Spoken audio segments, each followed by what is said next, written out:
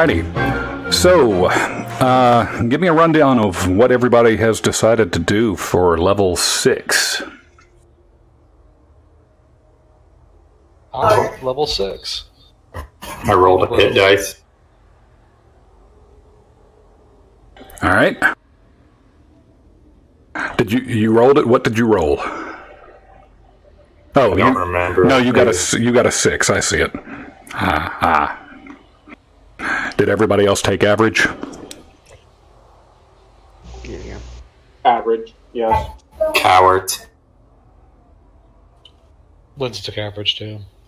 She's messing with her headphones. Bunch of cowards. I went probably last level of Warlock. Warlock 2. Okay. I have now expertise in perception, so my passive perception is 17. Let me write that down. You are now on par with Raz. And for what it's worth, if he ever actually shows back up in a game going by the original ruling, Quinn took an additional level in Wizard, which gives him, with his evocation school, potent cantrips. So, if he casts a cantrip and the save is failed, he still gets half damage.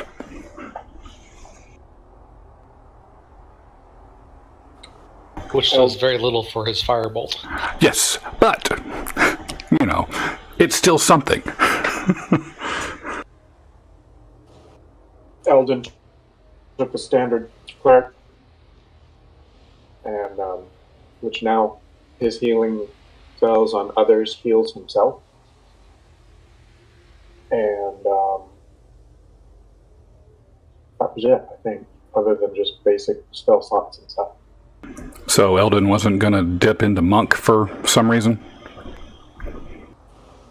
No, not.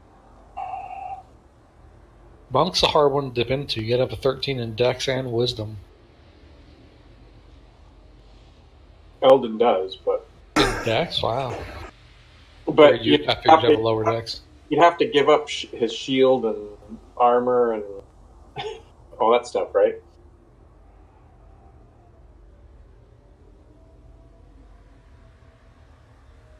I mean, you don't have to. You just don't get the unarmored defense for it. Yes. Right. All right. So we are all present and accounted for, and Lindsay is still messing with her headset, but I assume she can hear us. She can.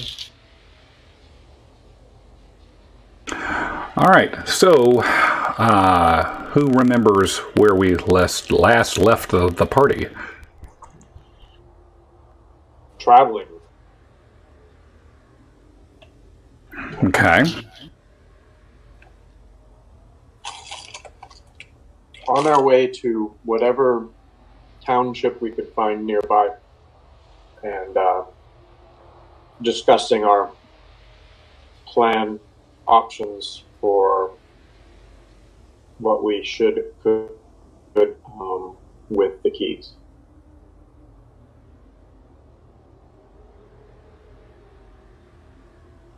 And Gareth has decided to tag along, at least for a night. So he can sacrifice himself? Possibly.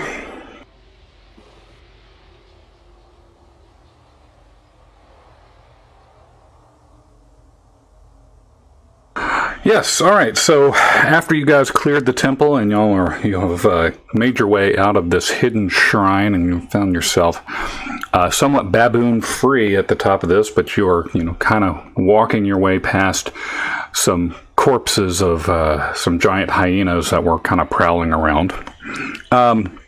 Yes, you were talking to Gareth, and he wanted to start heading north at least to consider his options. Knowing that he had been petrified for some 300 years, and his plans have really come for naught. You've noticed as you start traveling, he's kind of withdrawn, a little sallow, not shallow, but sullen. And when you on the road. He kind of keeps to himself as everybody else is kind of doing their own thing. Who is going to be the leader of this group? Who's going to take charge or take the lead role as we're traveling? I guess I can. He said with a question. Someone with high passive perception, possibly. Well, apparently Raz is just as perceptive as I am somehow, so... He's been sporting a 17 for a long time. If you take the front, I'll play rear guard then. That sounds good. Okay. So as we're traveling, if you would give me a survival check, please. That's what I was afraid of. All of us? I was wondering who the leader was. I was going to leave it at the leader to roll it. Oh, look at that. Well, I started. Nice.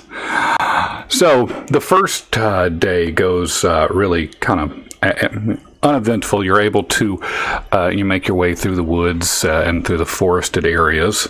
And should I bring up the map? Do you guys remember where you are on the continent right now?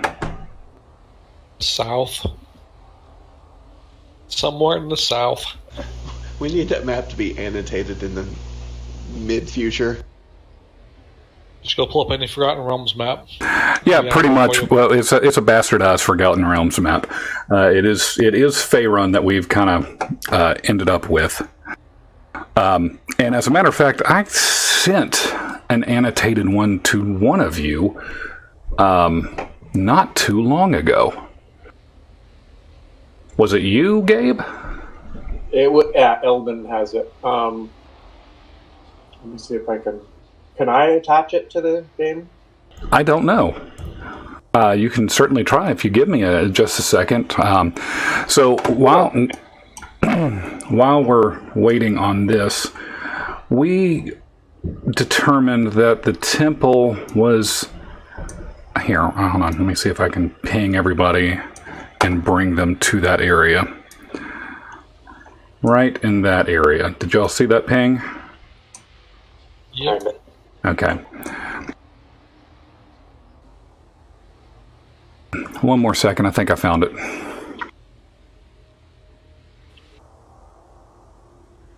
All right. Incoming handout.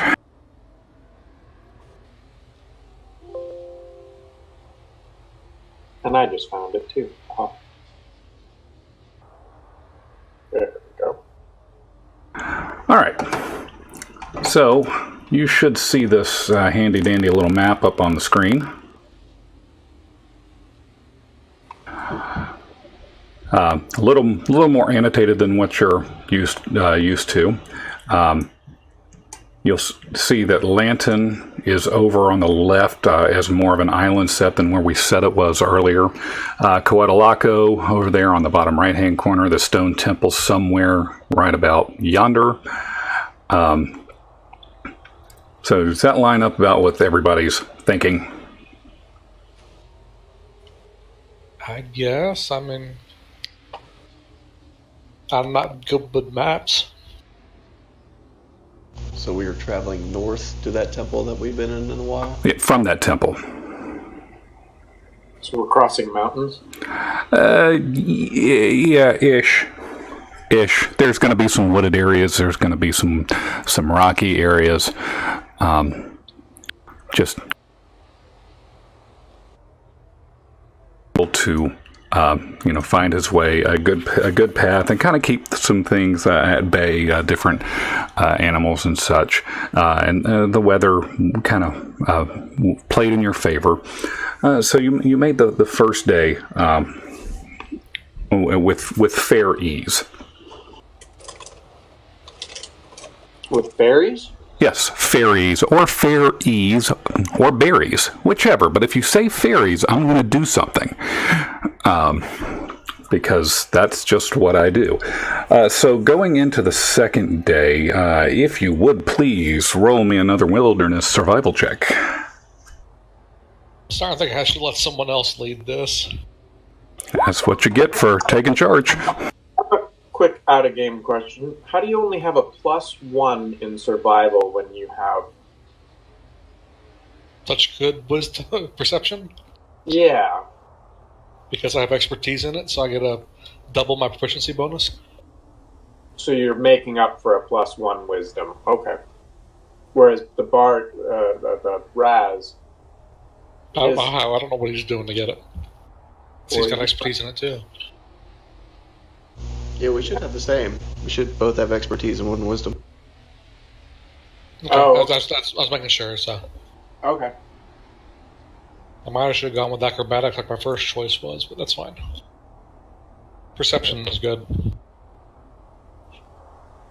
So I guess I probably have the highest survival. Well, no. Then Siona should have the highest survival. Mm-hmm. +3? +4. +4, yeah, okay.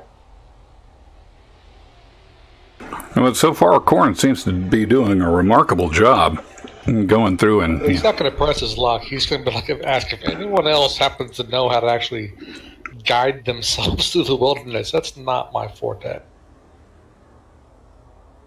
Yeah, I guess Siona then would be our lead for... I mean, I would suggest for a survival. We could just both be lead, and he'll be real perceptive, and I'll be helping us survive. I don't know. There you go. Okay, so y'all are kind of up in front of the party, holding hands, kind of trolloping along, tra-la-la-la-la. Don't touch me. I use mage hand to touch her from a distance. Tap on the shoulder. I'm not touching you. Who runs survival? No reaction. Just don't touch her weaponry. Okay, so is Survival Town anything like Flavor Town? No, who runs Botta Town? Master Blaster runs Botta Town.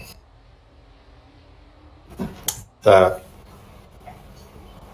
Mad Max Beyond Thunderdome with the guy who has the little midget that rides on his back. I understood that reference. Master Blaster runs Botta watch Town. all those. Thanks, I Cap. haven't seen all of them yet. What's the... This one's the good one with Tina Turner. 2 men enter, 1 man leave. Into the Thunderdome. What is hit dice recovery per day? I forget. Half your total hit dice rounded down. Half rounded down? Oh, okay.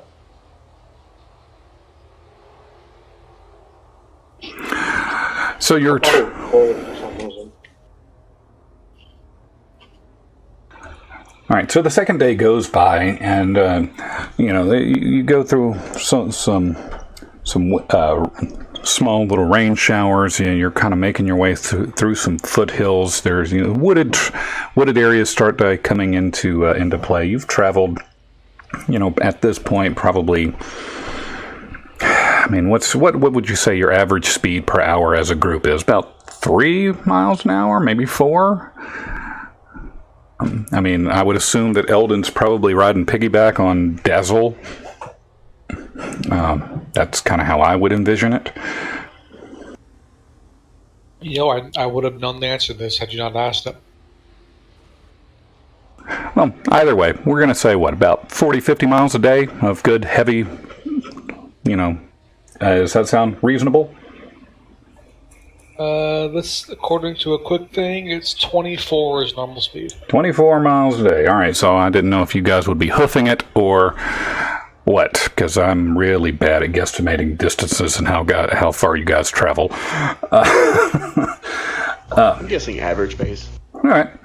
So overall, then, over about 2 days, you've gone about 50 miles. And so at the end, you've seen the occasional woodland animals and mountainous creatures. Nothing that has really been threatening to you. Over the course of the second day, I mean, you did catch way in the distance, and not in threat at all. You did see another dragon kind of flying by, heading northwards. But it appeared to be on a mission somewhere. And you found a couple of, forded a few streams. You completely avoided dysentery, so that was good. And you made it to the second night, and everything has kind of gone, again, at ease. It's been a fairly relaxing time. And again, Gareth, he is following. He is, when mealtime comes around, he is partaking. But you do notice, specifically, Raz, who I take him as a person who likes to people watch. You notice he's continuing to withdraw. Even in you try to draw him out in conversation, and he's not really saying much. You know what? Somebody roll me a perception check real quick.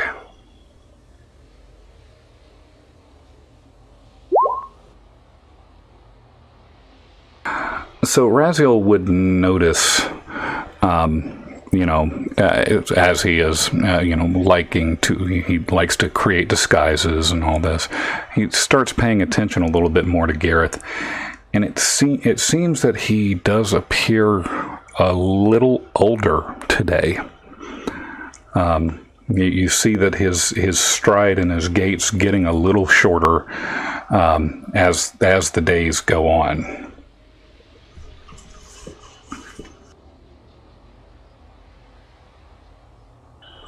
But when he's pressed about it, he doesn't really say much.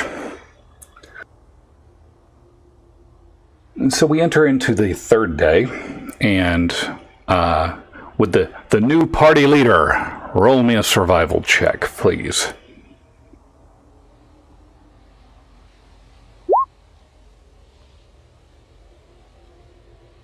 Well, I don't know about the rest of y'all, but Siona certainly survived.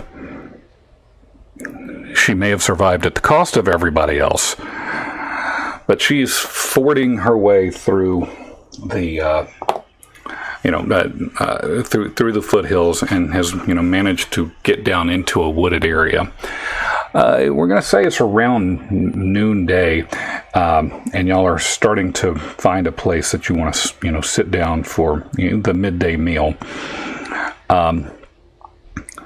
But you get, as you're getting close, and finding this camping area, or this scenario, Siona catches.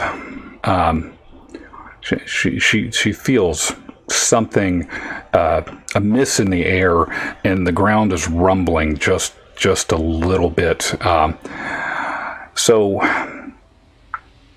roll me a perception check, please, Siona.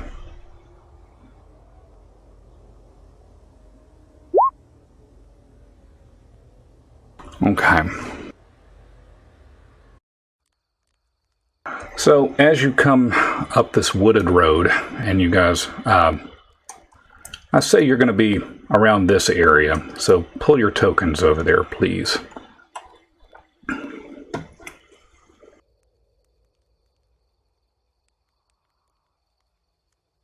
Hey, the grid matches everywhere. Imagine that.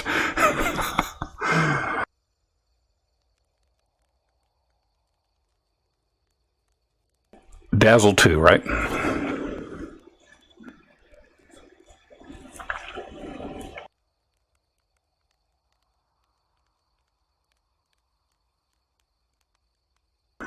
Okay, so you get to this area, and as you're coming down, you start hearing, and Siona feels a vibration in the ground, and she looks up, and she's like, quick, and she's recognizing that something is not.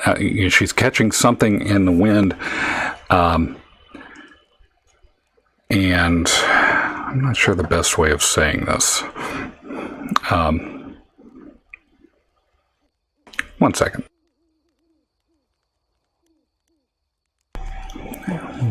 So, do with that as you will. But everybody starts feeling the ground rumbling at about the same time. I'm going to climb up onto that. Is it just rumbling everywhere? Does it sound like it's coming from a direction? From what you can tell, it feels like it's coming from everywhere, and as the seconds pass, it is getting stronger and stronger. I'd say, you got about 10 seconds of game time to figure out something. Then I'm just going to go ahead and climb up on top of this rock. Okay. And I got my bow out with an arrow knocked. I'm gonna mount Dazzle and Run away. and get off of the road. Okay. So you're all feeling this. Thongrim gets the Thongrim gets the feeling that okay, this is not a natural rumbling at this point, and you all start smelling this stench, this god awful stench coming downwind, and you hear this as these voices start just yelling and bellowing at each other, and as you're hearing this, you all turn around behind you to the left of the map as you quickly see these two humongous creatures barreling down, battling each other. And one of them grabs the other and flings it in your general direction. And this one comes crashing down towards you over this rock and landing right in front of Thongrim. So, what size are we talking about? We're talking huge.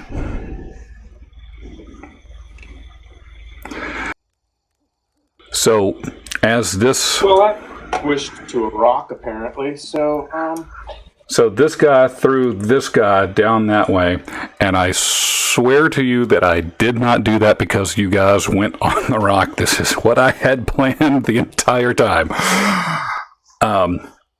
So as you guys kind of get clipped by this huge creature that has one gigantic eye in the middle of their forehead, and the two of you end up taking, let's say, what would that be from a bludgeoning damage? You get clipped from that 2d6. Does that sound right? Sound fair? Do what? 2d6? Yeah, it's 2d6, or is that... What would be fair for being clipped by a huge creature being flung and clipping you while y'all are on top of a rock? More than that. All right. Says the person who was hiding. Well, I mean, it depends how agile we are. If we got out of the way, well, you know what? You're right. You'll say we'll give a dex save on this too for half damage. All right. That's gonna save that. Eldon, give me a dex save. I was going to say 15, so we'll give you a 3/4 save on this. All right, so if 2d8 is too small, 2d12? 2d6. I didn't say 2d6, I said 2d8. All right. Now, at first, you love the 2d6. Yes, but then Raz questioned me. Well, when it lands on Raz can have a say in the matter. Tired of Raz betraying me. I just don't think they're equivalent of being hit with 2 javelin. I think that's correct. Should have looked that up, but I wasn't prepared for it.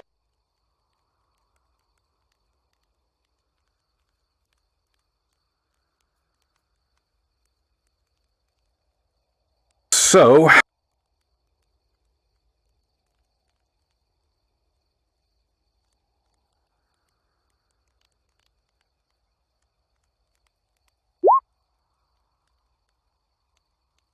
I'll call it a 2d12, but since you saved, you would, Corin would take 9 damage, and Eldon would take 12? Wait, that's half. 13. Rounding down. So with that, these two ogres are yelling at each other and obviously are in the middle of a confrontation. You guys have kind of found your way in the middle of this all of a sudden. And that's going to put us into initiative. What we'll do, though, I'd like everybody to roll me a stealth check, too, while we get into initiative.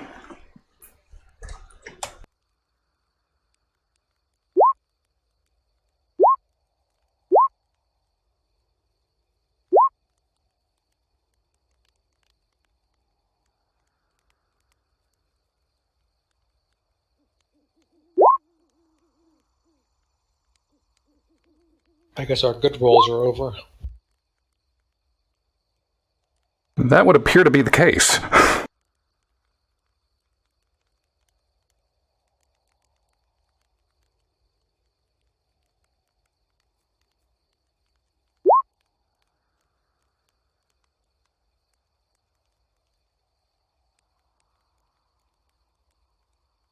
We've gone from Flavortown to Fucksville.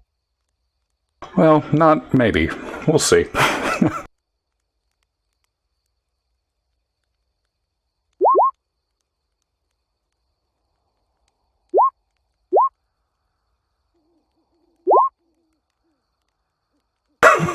One more second while I get this. I must have seemed more bumpy than the rocks when he rolled over the top of me. You should have gotten out of the way.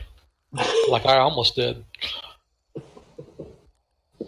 I was just following, thinking I was going the right direction, but going towards the noise seems... I forgot about the old guy. 1 second. Where would he have been? Probably slumping in the back next to me. If I would have been paying attention to him. Okay. All right. So this is how. Let me check the stealth checks here. Thongrim failed. Eldon failed. Lindsay failed. We all. Chris Raziel succeeded. Everyone who matters failed. Corin failed. Did old guy roll? Not yet. Old guy just barely passed. He hit the mark.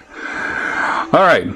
So the folks, ironically enough, that are over there nowhere, no, well, not nowhere, but furthest away from these guys,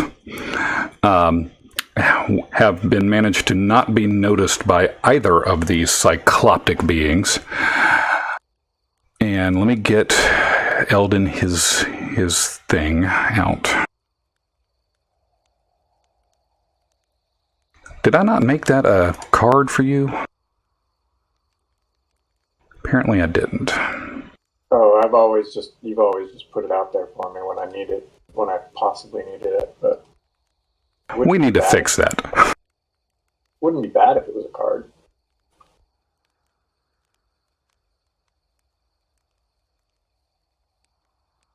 I'm going to put it down at the bottom just in case. I see it. Thanks.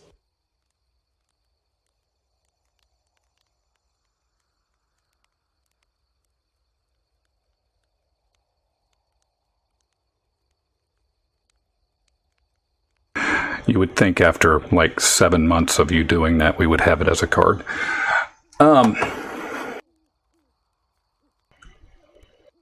Yeah, we have been 5th level for a long time, haven't we? Well, not nearly as long as you were level 4.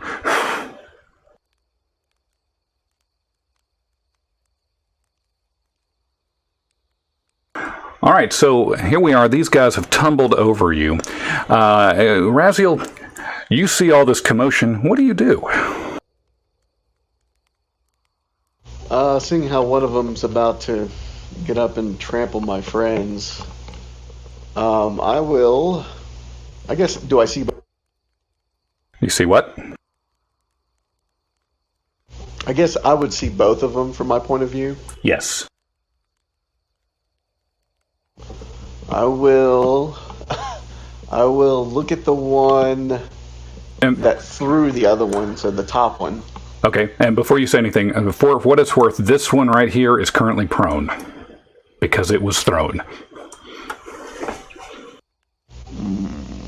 Okay, yeah, all the more reason. Okay, I'm going to look at the one up ahead of me that looks like it's going to come barreling down the hill. I will reach down and crumple a little breadcrumb in my pocket and say, or yell so he'll hear me, I thought Cyclops were very good friends, but I suppose you two aren't seeing eye to eye. And I will cast Hideous Laughter. Oh, all right. Wisdom save. No. Now they're both prone.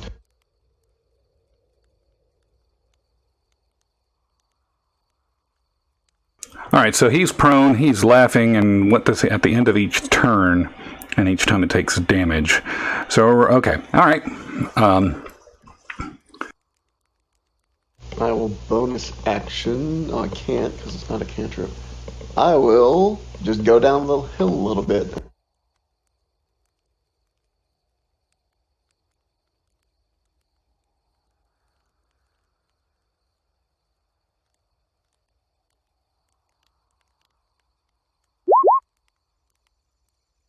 I needed to put him in initiative, too.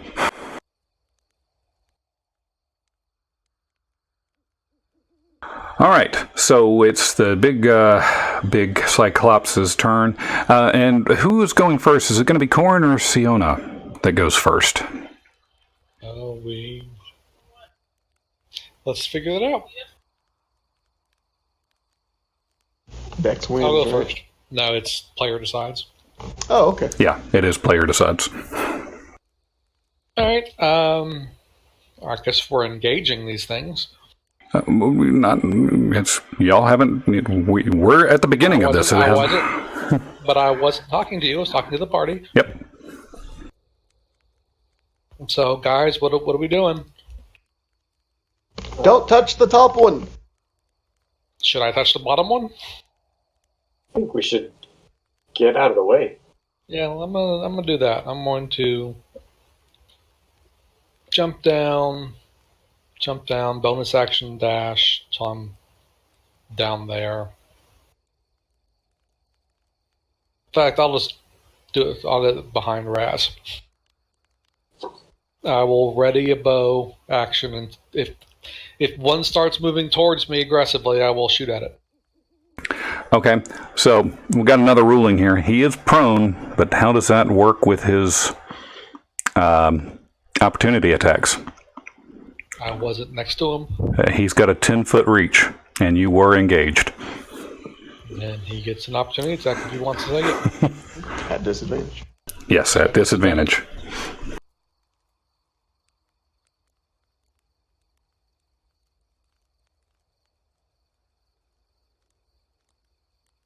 Since he was facing that direction, and in my mind's eye, he would have seen this and try to reach out for whatever this thing was moving. And so, not necessarily... The bottom one or the Yes, this one, because he's got 10-foot reach. Does that mean I'm in reach of both? Yes, I think that is true.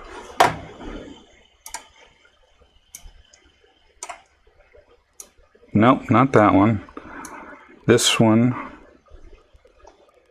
because and this one you are within reach of that one. This one is within reach of those two. Definitely Thongrim. Raz is just a little ways out.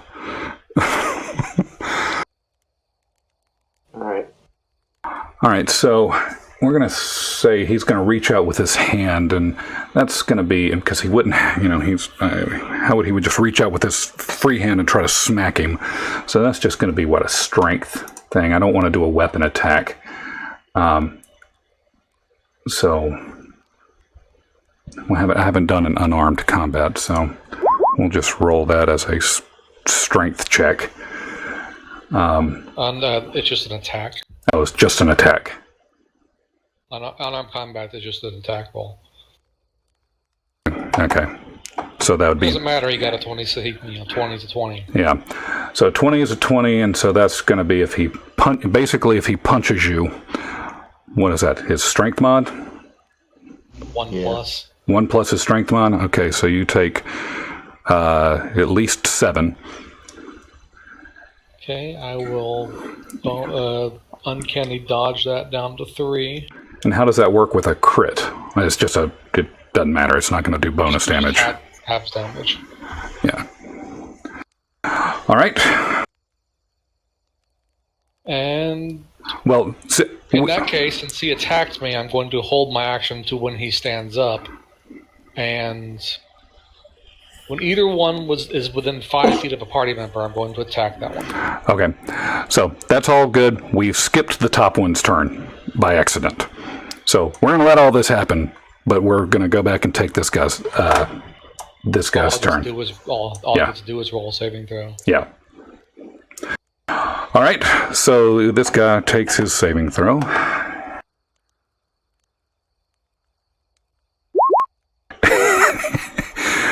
Let me check my DC. Yeah, no, that's it's he. I mean, if he critically flubbed it, he would have had a negative save.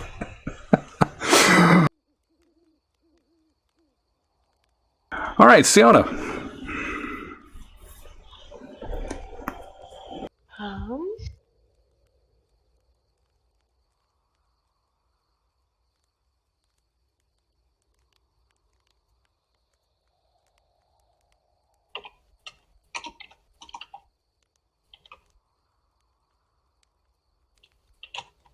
Sorry.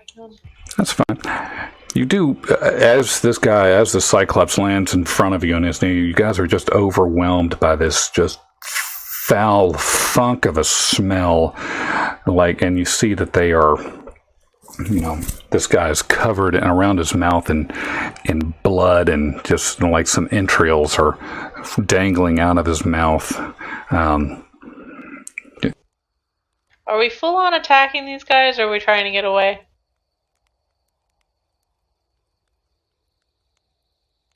Nobody knows.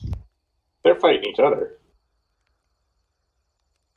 That punch to my back says otherwise. This opportunity, he could have just been flailing since he got thrown.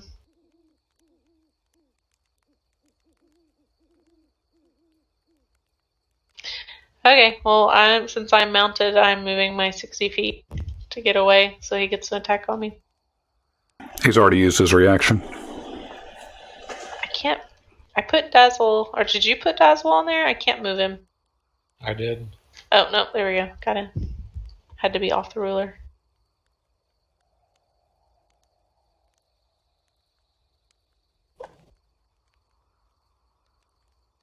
Okay. And I'll take the dodge action. Okay. I'm assuming that's the end of your turn? Yeah, that's it. All right. So Gareth, Gerald, whatever his name is,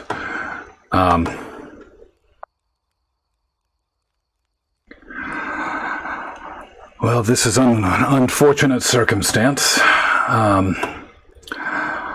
but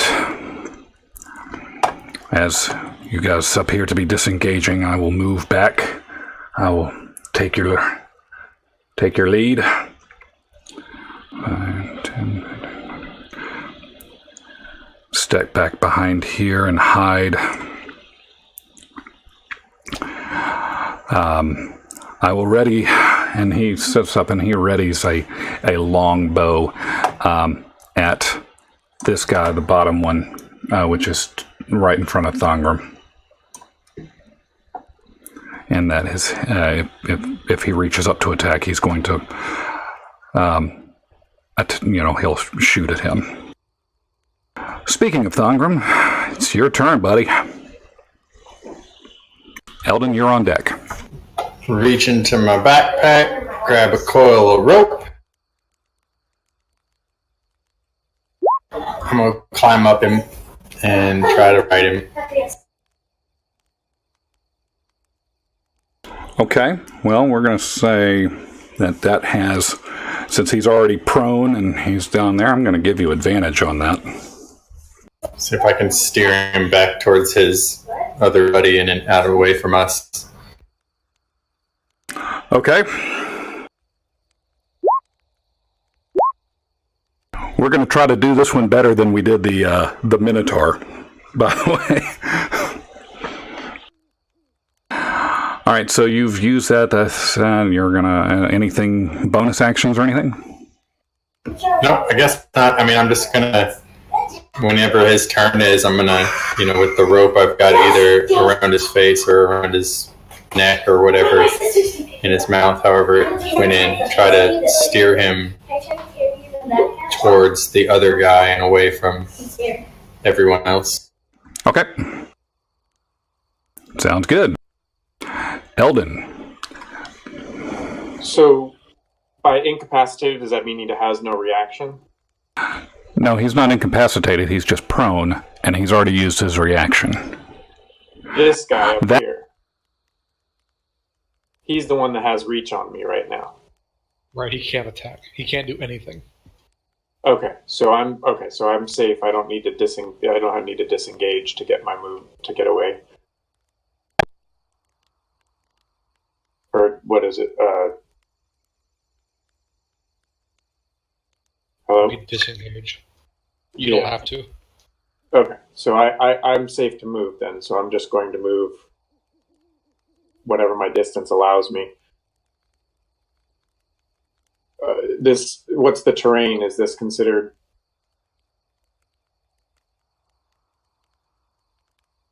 Adam? Hang on.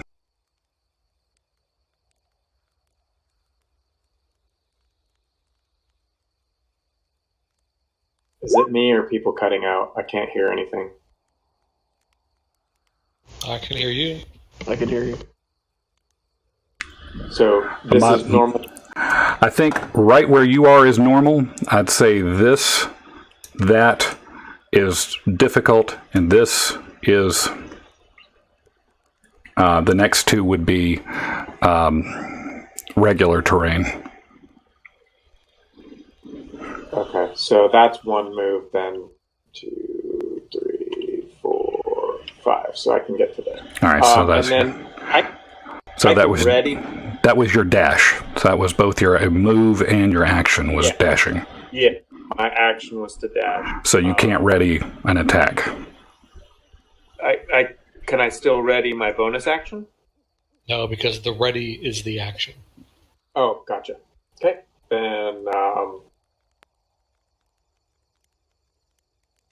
leave it. Could you not just attack him with Sacred Flame now? Well, Sacred Flame isn't a bonus action. Oh, that's right. I'm just thinking of bringing up whether I bring up my spirit weapon or not, or any other bonus possibility. But no, I'll just leave it at that. That's fine. I'm there. That's my move. All right. So on this guy's first turn, he's kind of moving his mouth a little bit, saying that, he's got this rope kind of used as a bit in his mouth. He's going to stand up and taking a look at what's going on. Let's see. He sees his buddy over there, the one who threw him, and he's in a rage. He's going to start moving towards that guy. 1, 2, 3, and that's within 10 feet, I think. 5 feet, actually. But he stomps up there. Thongrim, are you steering him that general direction? Yep. All right. He moves, I'll move. All right. So this guy looks at this, and he's going to swing out, rise up and raise this great club over his head, and just smack the other Cyclops right on the head.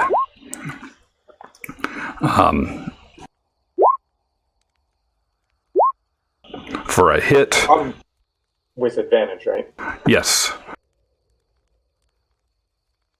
Which gives that guy a saving throw, which he crits the save.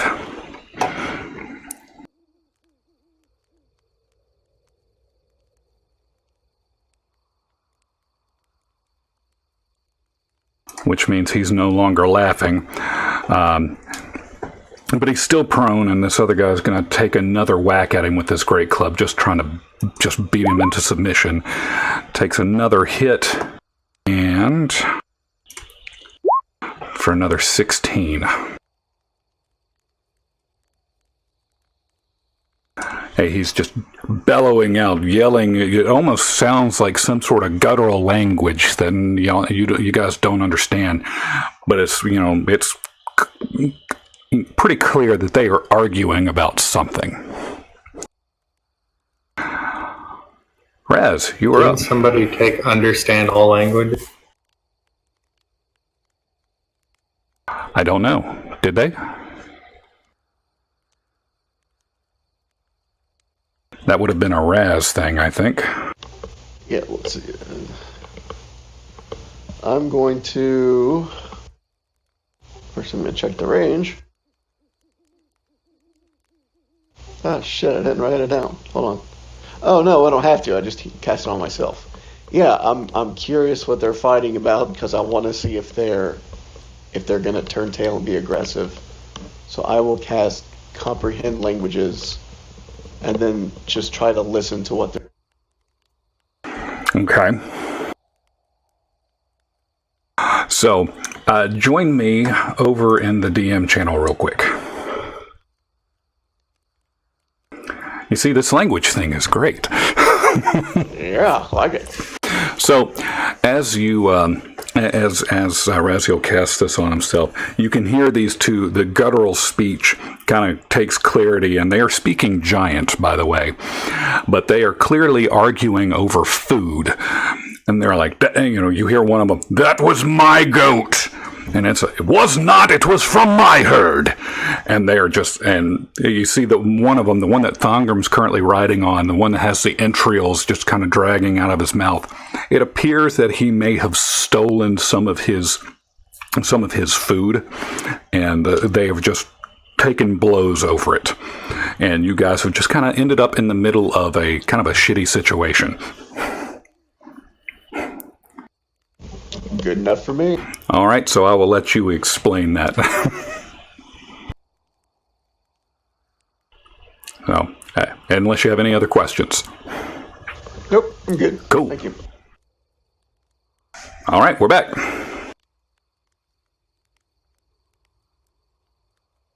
And I'll say, they're just fighting over food. Fucking run! And I'll move 30 feet down the lane. Which direction on this path were we going? It doesn't really matter. You pick. For funsies, we'll say, since north was to the left for the longest time, we'll say north is to the bottom now. Sounds fair to me. And I'm done. All right. So the first one, this guy at the top of the map, he's... One second. Don't you hate it when a sneeze crops up and then it doesn't actually do anything? Sorry. So he's, taken, he yells back at the other guy and, holding his head. He stands up and just turns, moves just a little bit, gets right up in his face and, eye to eye looking at the guy and just unleashes this guttural, just yell, just scream that kind of deafens Thongrim a little bit. He's kind of a little dazed at this, while the first guy takes his great club and just tries to bash the guy just right in the shoulder. But as he does it, his great club just hits one of the rocks coming, he wheels back, and he's on this hill, so he wheels back and he hits the rock and it dislodges this club from his hand, so he swings forward and just misses over his hand, and then in that he comes back with a backswing, just kind of like with a hand fist.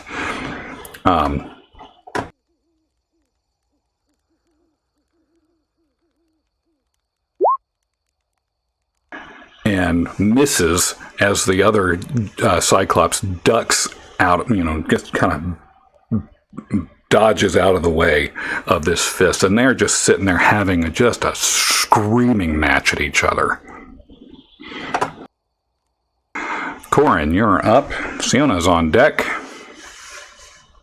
Well, we both just take off out of here.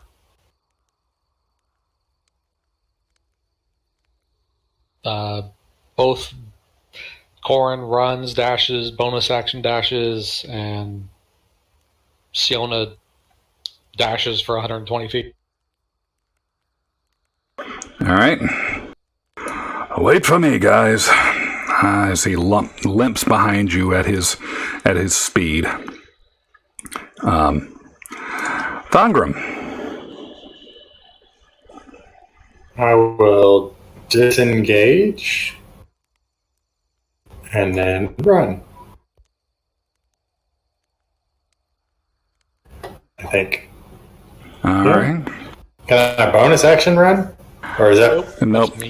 No. Your action was disengage and your move was move. Okay. That's what I'm doing. All right. So, one last thing. You didn't do that. So, Eldon, you're on deck, and let's get to the bottom of the round and see what happens. Come on, Thongrim! I'm going to bonus action dash away as well to follow the rest of the crowd. Those guys are huge! All right. So the other one, he's just, he just ends up bashing the other guy. It doesn't look like he's paying attention to you guys too much, but he's going to take another 2 hits at this guy.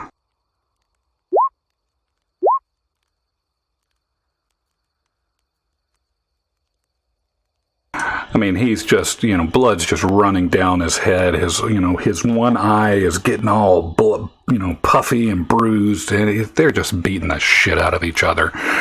But they don't seem to have taken much notice of you at this point. So we're going to say that you guys have escaped, unless for whatever reason you guys want to stick around and see what happens at the end of this battle. No, I'm good. Not particularly. Okay. Well, it sounds good then. So we will end this initiative.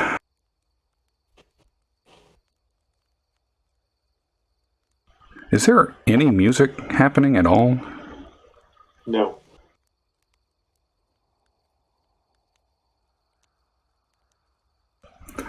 I wonder if, they... Now they're... Okay, all I see is campfire. Okay, well, we'll figure it out. Okay, so you guys leave this battle of these 2 cycloptic huge creatures just bellowing it out. The ground is still rumbling as, each one of them are roughing and tumbling each other around. But you make haste and you you boogie your way out. So you get towards the end of the day. No other real circumstances, no really other creatures. It seems like a lot of the woodland creatures have gotten the hell out of Dodge, hearing this scuffle going on. So you would make your way to another campsite at the end of this day.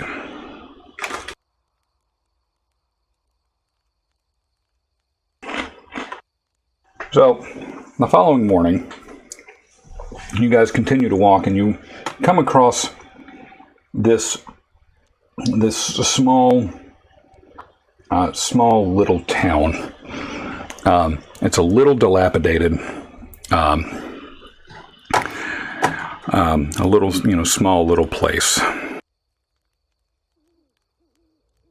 which you guys should all be there. And all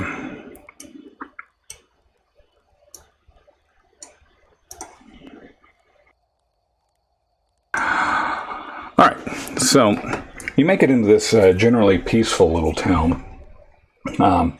There's a few farmers wandering around. It's, like I said, generally run down, not much going on. You guys do see that there is a small little inn and tavern there with a rickety sign out front that's that reads the Staggering Demon. Around the front of that, you see, rounding the corner there, and there's kind of this stumbling guy. Seems like, he may be a little drunk. He's kind of rambling to himself. But you take a look around, and it appears to be a small little farming community. You hear the mooing of cows off, just a little ways away. It seems from, it's not much of a tourist town. There's not a lot going on here. But this is the first town that you guys have come across in your several days of traveling from the stone temple.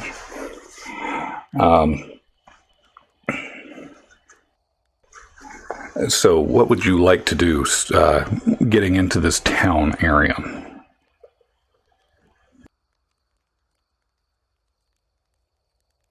All right, guys, what's our plan? I think we should relax, maybe have an ale, and see if Gareth wants to take a load. It has been many years since I've had a good ale. Have things changed in the fine arts of meadery? Well, I guess since I've been away. It's made out of honey and it gets you drunk. I guess that's all it needs to do. Sign me up. That's the spirit. And I will, I guess, look around and see if there's any blatant signs for a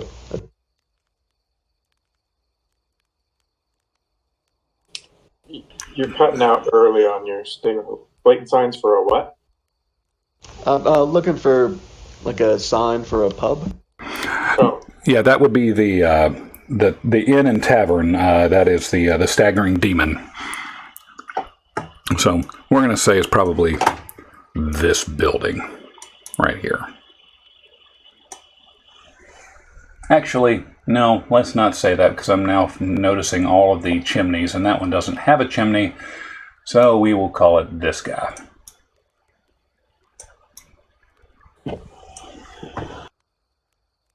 So I guess we'll walk towards the pub. Okay.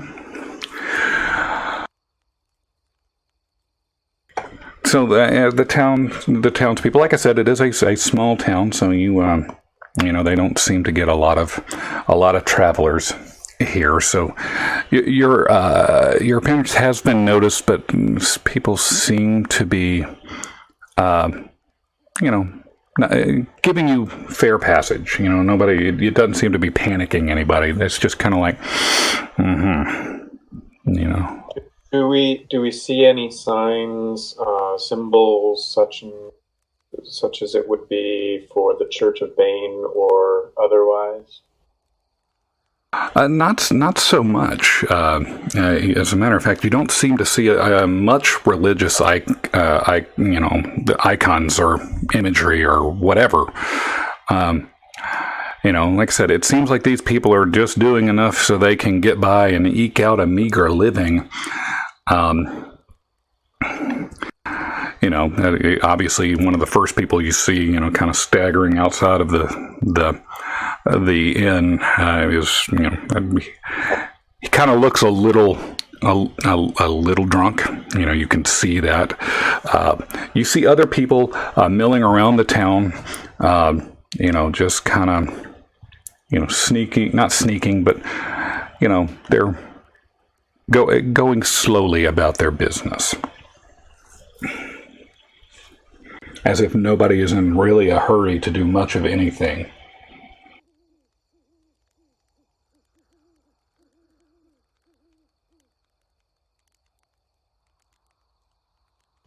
Anybody in the pub? Well, if you walk in, you see, there's a few patrons. There's the ye old bartender behind the thing. It's a meager pub.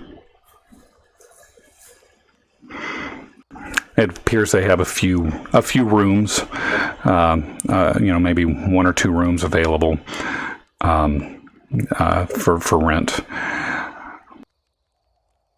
You hear a little chatter here and there, the bar patrons, some minor laughing. But yeah, I'm not going to say it's a bustling inn, not a bustling tavern, but there's a few people at the bar, throwing back some ale and some mead.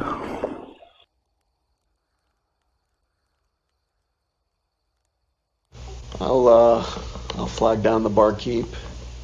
Say 2 honey meads, please, and then whatever my compatriots would have is. All right.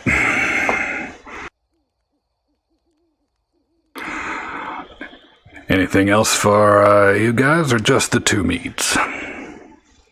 Well, I'll partake of a mead. All right. Mead for everybody. No, fair enough. So he goes back behind the bar. He pours off a few pints for the party. Brings it over and says, "That'll be a silver, please." So you are clearly not around from here. So what brings you to our fair town? He kind of gives you. I suppose we're tradesmen by trade. Various assortment of things. We do contract work, blacksmithing, materials gathering. Little bit of everything. A little bit of this, a little bit of that. Oh, well, that's good. As luck would have it, fortune smiles upon us this day. We are just now starting to look for somebody who might be able to help us with our herd. We've got over in our barnyard. That's our gate is, well, the latch has started to kind of rust off, and the steer have gotten a little frisky, if you would, and they're starting to push their way through the doors. If we're not careful, we're gonna lose our herd. Is that something you might be able to help us out with? Anybody got a mending spell? Or if you've got a forge and some iron, I suppose we could repair your lock. Well, it's been a while since we've had a blacksmith in this area, but I suppose we could rustle up a small forge area, get some coal, and rustle something together.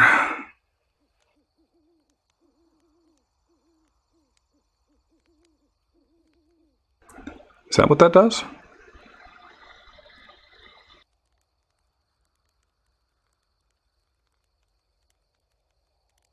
Assuming there's not too much material missing. Yeah. Yeah, all right. Look at that. Eldon has something at the ready. Yeah, so you could offer that quite clearly if you wanted to. Oh, we could take a few moments, I guess, to do some minor repairs for you. Well, if you do that, I'd say your meal's on the house. Sounds fair. How about rooms for the night? Well, I've got 2 rooms here. I suppose I could cut you a good deal on that. If you're able to help us out, that would be... I don't know if I could swing... I don't know if I could do it for free, but we'll definitely work something out. Yeah, much obliged with any help you could give us, so... We're a bit road weary today. Okay. So, he takes you, actually calls out to one of the guys, "Hey, go get Steve. We got some fellas here who'd be able to help us out a little bit." And so, one of the little halflings kind of runs out the door and runs off to the bar to find to the barn to find this Steve fella. And he comes back and says, "What you got? You say somebody's going to be able to help us here?" And he explains the situation. He's like, "This couldn't come at a better time. The steers are they are really pushing through this. So it's just a matter of time before this thing breaks. So if you're willing, let's go." Steer us in the right direction. All right. He steers you in the right direction. And you guys make it over there. Do me a favor, because I don't want to be the one who rolls this. Eldon, roll me a d20. And, yeah. Shit, you needed to hold on just a sec. I was going to say, all right, Eldon's going to roll me another d20, but before he does that, Raz is going to call it high or low. High. All right, Eldon, give it a roll. Okay, so you make it there just in time to see that the bar is starting to bend as these steers are starting to push through, and you hear this cracking going on. So, Eldon, do you have enough time to deal with this? It's a cantrip. Okay. So I can cast it. 1 minute per cast. Yeah, one minute per cast. All right. Well, that's enough to mend that into place. So you have managed to reseal this broken. You see the lock where the mechanism has started to kind of fall to pieces, and it's kind of this big chunky. It's not not a foot across, but it is a substantial lock. And you can see where it's starting to kind of push through and kind of crack there. So as you mend it, the rust kind of reforms into the iron and kind of reseals itself. And it's looking, almost brand new. And I'm not sure how Thongram would react to this kind of mending. I'm not sure if he's familiar with it. But you have managed to re-secure the barn and stave off a potential stampede.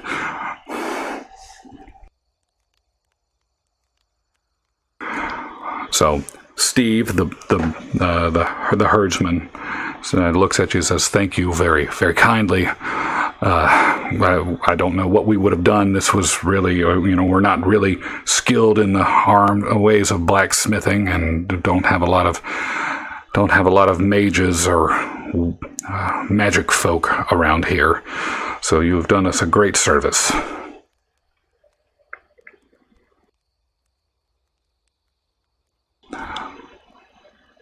So you make your way back over to the what is it called, the staggering demon, and you sit down and you're sitting there and you're talking with Gareth, who, and now as more and more people are looking at him, has seemed to aged even further.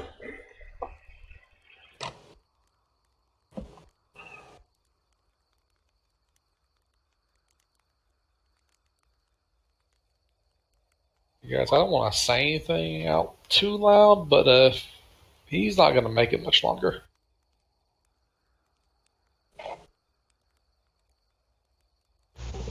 I sit down next to Gareth, order another couple meads for us, and I say, Gareth, I think we need to have a little talk. I think that we do. You've been gone from this world for hundreds of years. I won't even begin to understand your position. I can only imagine how you feel, traumatized, lost, without purpose. Just know that you are not alone. This mission that we're on, is not lost. Just because the world is not like you left it, it doesn't mean that things have changed for the worse. I mean, life goes on, families go on, people move on, we build towns, things rise, things fall. But the one thing that has had longevity throughout all of this is your quest. Is your need for protection. Like, you could have come into this world hundreds of years later not knowing a thing about anything, and it would have all been in ruin, but consider this your lucky day. A group of people came along wanting to continue what you started. I consider this a boon. You know, I had not considered that, but those are mighty kind words, and you are right. This quest has prevailed.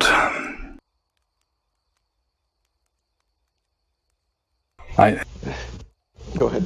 I know I have not spoken much over the past few days, and it's been a lot to take in. Nightly I pray to my goddess, asking for guidance and asking for wisdom. And the Lady Mistra has been quiet, and I've not known what to make of it. But I look at these hands, and these hands are not the same hands as they were yesterday, nor the day before. And the best I can come is to take the solace that perhaps the Lady Mistra is calling me home to Elysium. I'm not certain that this is my burden to carry anymore. But this has been it's been a hard pill for me to swallow, and while I appreciate you guys, you all and your lot taking me on, I don't know if I can be another burden to you. No, you are not a burden to us. And I think you have done your part, if not more so. Let us take the burden from you. We insist. I fear only that the obstacle in a way at this point is mere distance, transportation. It's really quite simple, almost too simple that the one bottleneck is simply time and travel. We don't know where we're going. It's fortunate that you do, I suppose, but it doesn't really help us unless we can just get there tomorrow. You know what I mean? I am aware, and I appreciate you not pushing the issue, though you very easily could. It appears Billy had figured out what this key might do, and I won't lie, it is a high cost, and one that I was not certain that I wanted to pay or would even be willing to pay. But looking through these ever-dimming eyes, I've come to grips with this may be the only way that I might continue my part of this quest. And if it will bring me favor with the Lady Mistra, I can be okay, and I will gladly pay this price.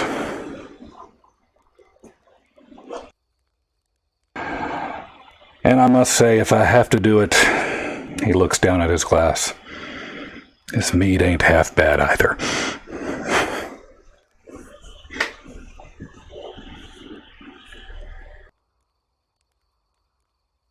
I'll order another one for. If we're to bring these items together, what would we do from there?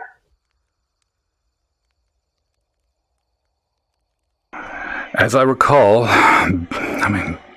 Billy's plan was to have these three pieces, that would fit into this case to open. Open this case would reveal the scroll with the one incantation that would undo what the lady had done, undo the banishment and the seals that the Lady Mistra had put on Bane.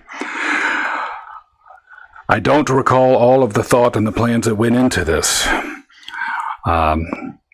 He was the wise one, if you would. I was more the muscle of the group. But when he asked for me to take this key and to move on and to take it and hide it, I trusted him at his word. Now, it wouldn't be a good plan of hiding if we were all aware of all the certain plans. I do know that you bring them together, they at least they should, unless they're not telling me something, or they didn't tell me something. It should open the case. Where you go from there, I'm not entirely certain.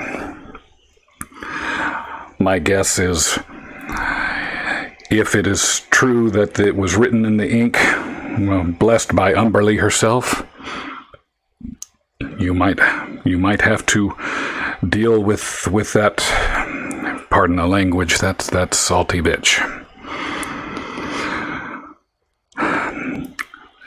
But as to why they kept the scroll, they never told me that. Perhaps Raspar knows more, but again, if he's still here, he may be Atlantan, but I think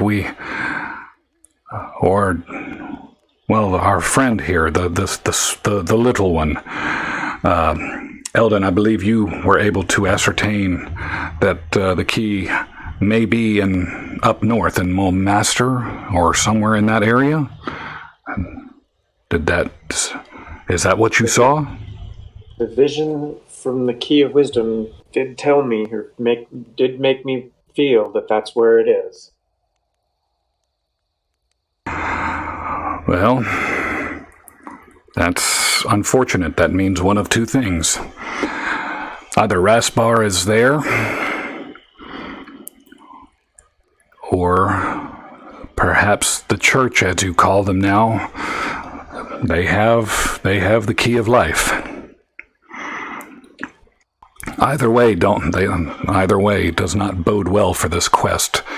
I am not certain why Raspar would take a key to the church.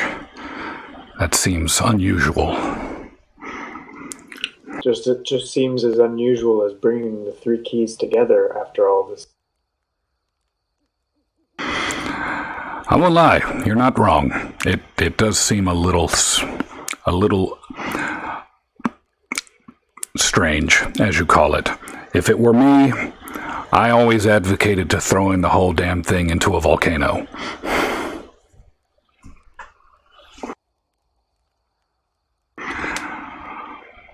but I'm not the brains of this operation.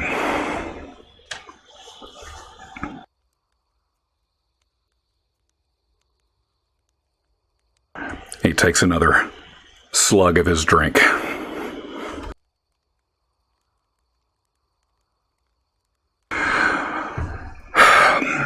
So, if you wish to go to the key, I will do what I can. And he looks at Eldon. Do you have any idea how I'm supposed to do this?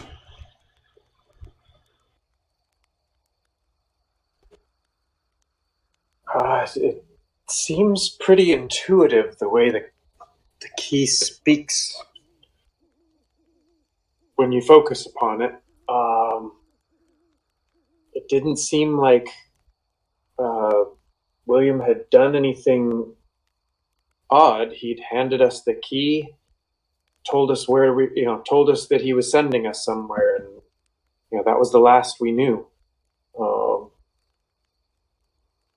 Were you all holding hands? Were you in a circle? Were you near each other? What? Well, we were all quite near, but we were under attack, so it wasn't like we spent a lot of time getting together and doing anything. So it seemed pretty. He had done it with ease, apparently, once he made that decision that he was going to do it. All right. Well, if we're going to do this, I say we don't do it in this room. These people seem to have a hard lot in life, and, well, they don't need to see a bunch of people vanish, and I'm assuming a dead corpse just appear at their table. So, let's be off, and let's find me a good final resting place.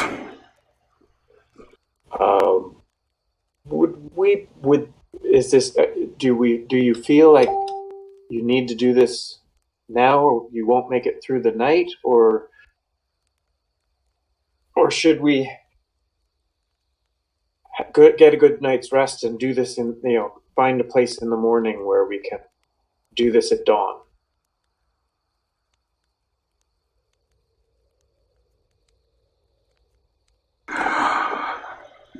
Master Gnome, I hate to be forward with this, but my will is strong at the moment. I'm not sure how I will stand in the morning. Well, then a ritual at dusk it will be. All right. So, go ahead. Yeah, I too was hoping to maybe look around town, resolve a few things here before getting on. But if Gareth can't make it that long, then we need to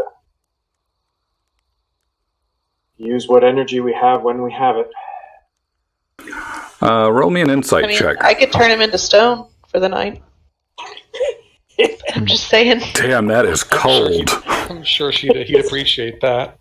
Considering, it's just an option, guys. He just spent 300 years as stone. What's 8 more hours? Damn, that is some cold-heartedness right there. She wants her night's sleep. Yeah. So. Wanted night's sleep. Who he? Eldon he? Yeah. So we'll put it like this, and I'll ask the question, because you're looking at, and we're just going to assume that one of you guys, somebody rolled an insight check, and it was well enough to look at him, saying he's not just weary in body, but he's weary in mind, and he's been struggling this for a long time, and he's ready to let go. Siona would get the feeling from her spirit that it might be time as well. That Fiona may be at that may have come to grips with this as well. Okay. But if you want to turn him to stone, more power to you.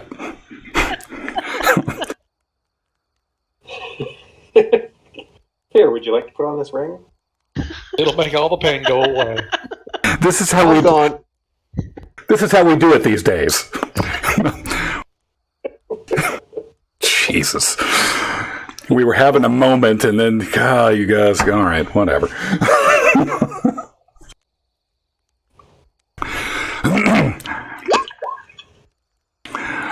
I seem to have remembered this as we came in. There was a small little lake just over the hills coming down to this town. That seemed like a nice place. And he picks up his glass of his tankard of mead, and he just wanders out the front door of the staggering demon and starts heading that general direction, not really caring that he's just walking off with this tankard and just moving on that direction. He looks back. When you all are ready, please bring me the key, and we will carry on.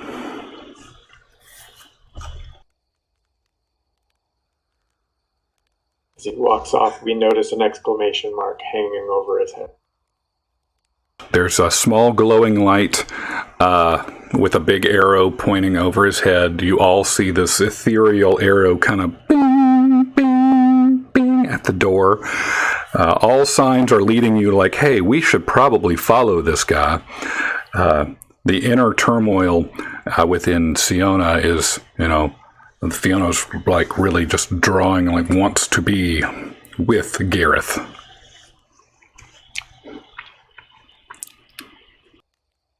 Like now or when we're ready? Do I need to follow him now? I guess, is she prompting me, or is it fine to just let it happen when it's time for it to happen? I'm all but telling y'all, hey, this might be the thing to do. We follow him. We follow him then. I'm trying not to remove agency, but at some point. We go the other direction on a side quest. Yes. We'll be back in an hour. All right, so you guys, as you go out the back door, you seem to have found your way to this lakeside where Gareth is waiting for you, and he's sitting there taking the last draft from his tankard of mead, and says, this sun's getting low. I guess it's time to go. He looks up with his dusty eyes and looks towards Siona. Please tell my daughter that I love her and that I had wished to have seen her again. I think she's ready to go with you. I mean, that's the feeling I'm getting, right? She wants to also depart. That's what I took from your... That'll work for me. So, as you're standing there and you're speaking these words, all of a sudden this ethereal form kind of moves out of Siona's body, and it's much to the shock of everybody in the room. In the area, as they've never seen this form, the air kind of coalesces into the form of Fiona Ironsong, and just a single tear rolls down the cheek of Gareth as he just beholds, takes another look at his daughter, and says, "This is yes." That is a perfect picture of what we're looking at here. This this is the way I would want to see. It's been so long since I've seen you. And he reaches out to take hold of her hand and looks over at, I'm assuming Eldon's the one who has the key. Master Gnome, please, if you would, hand me the key.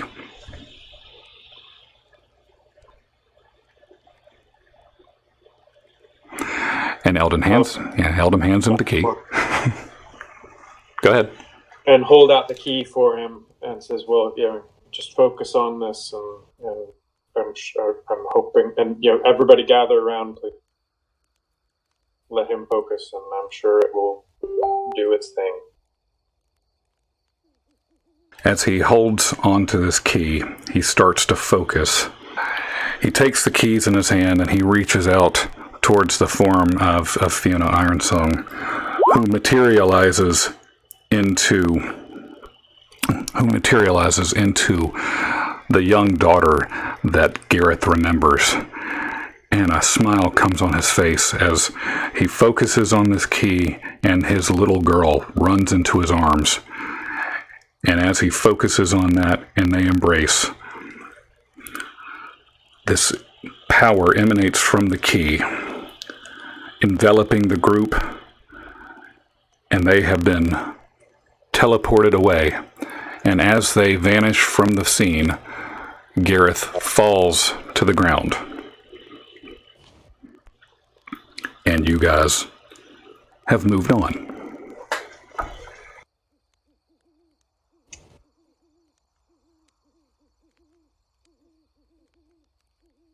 And the key? You are a one-track mind, man. You have the key. It ends up. It's when you guys come to rest from, when you appear, the key was inside of you all along. It's the power of love, man. It's the key. So when you come back and you guys and you're looking around and you see yourself in this valley with mountains surrounding you, and there's a lake off in the distance, and you see this town, this city rising in front of you. In the ground in front of you, the key has fallen with the flickering blue vapors and mists kind of just wafting off of it as it sits in front of your group. What you see in front of you is this.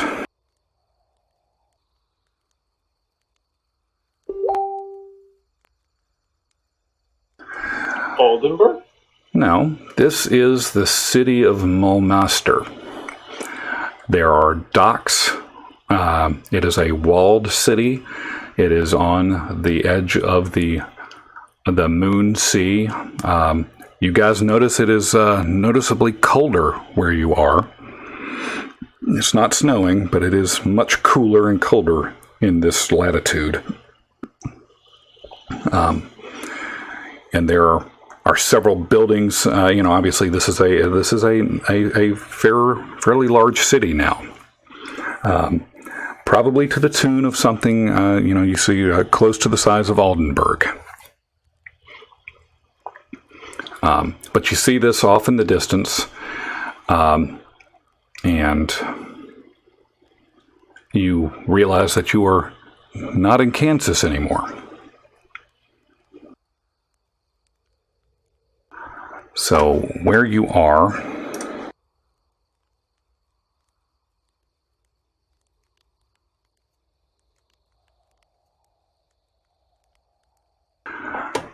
in the grand scheme of things, I'm going to zoom in a little bit.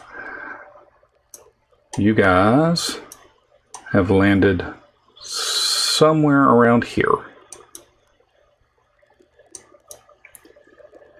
And if you recall from the conversation with Gareth, this is where the followers of Bane, now the Church of Bane, had been working to coalesce their power. So, we'll talk a little bit outside of the game right now. We are moving forward in the chapters. We can start. What's that? Thing. No, not level 7. Running joke. I know. Turn it to stone. Throw it in the pack. Yeah. All right. So we're going to leave you guys looking at the port city of Mulmaster. And I will expect you guys to send me some stuff that y'all want to offload, and we will tend to that when we get into the city, but at least I'll know what to do with it. And then in 2 weeks, that would be March 10th. Stay in line or face the wheel.